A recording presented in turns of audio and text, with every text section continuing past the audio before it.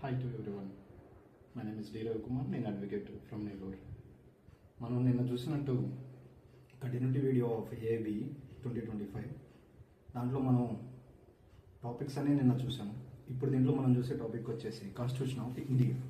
ఈ constitution of India అంటే ఏంటి, మనం ఎలా చదవాలి ఏబీకి అనేది కాన్స్టిట్యూషన్ ఆఫ్ ఇండియాని 4 పార్ట్స్గా డివైడ్ చేసి చదవచ్చు. దాంట్లో ఎట్లాగంటే మొదటిది ఫండమెంటల్ రైట్స్. ఇది పార్ట్ 3లో ఉంటుంది. 12 to 35 ఉంటాయి ఆర్టికల్స్.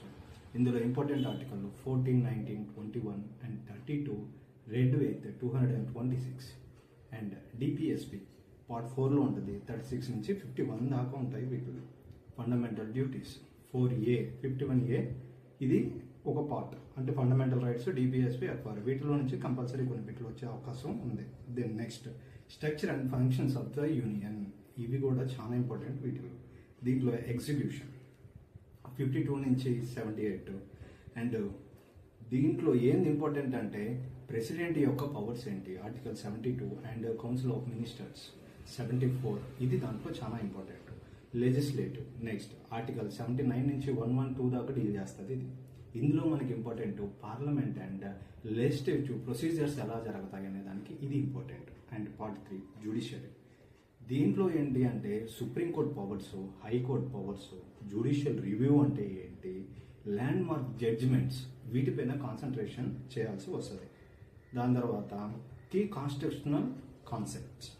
వీటిలో ఏముంటాయి, ఈ కీ కాన్స్టిట్యూషనల్ కాన్సెప్ట్స్లో ఇంపార్టెంట్ ఏంట్రా అంటే సైలెంట్ ఫ్యూచర్స్. ఓకే, కాన్స్టిట్యూషన్ యొక్క సైలెంట్ ఫ్యూచర్స్ ఎలా ఉంటాయని. ఫర్ ఎగ్జాంపుల్ సింపుల్గా చెప్పాలంటే మన దగ్గర సిటిజన్షిప్ ఉంటుంది సింగిల్, అట్లాగే లాంగెస్ట్ రిటర్న్ కాన్స్టిట్యూషన్ అంటే, అట్లాగే మనది ఫెడరల్ కాదు, అట్లా పాలసీ కాదు, వీటిపైన కూడా వచ్చేదానికి ఆస్కారం ఉంటుంది. అంటే రిటర్న్ మనం ఎక్కడ తీసుకున్నాం, రాజ్యాంగం నుంచి ఎక్కడెక్కడ తీసుకుని రాసామనే వాటిపైన కూడా మనం క్వశ్చన్స్ రాజెట్టారు. అంటే దాని తర్వాత ఇంపార్టెంట్ ఎమర్జెన్సీ.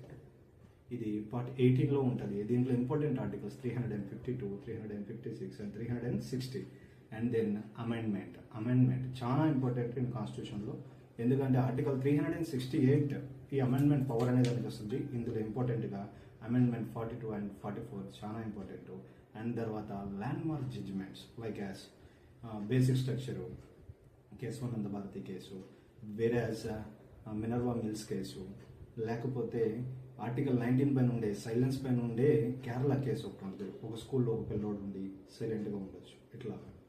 కాబట్టి ఇవన్నీ చాలా ఇంపార్టెంట్. కాబట్టి ఇవన్నీ ఆర్టికల్స్ గుర్తుపెట్టుకొని మీరు ప్రిపేర్ అయితే చాలా happy. And all the best for your AB. And మీకు ఏమైనా డౌట్స్ ఉంటే కామెంట్లో పెట్టండి, వాటిపైన నేను చూస్తాను.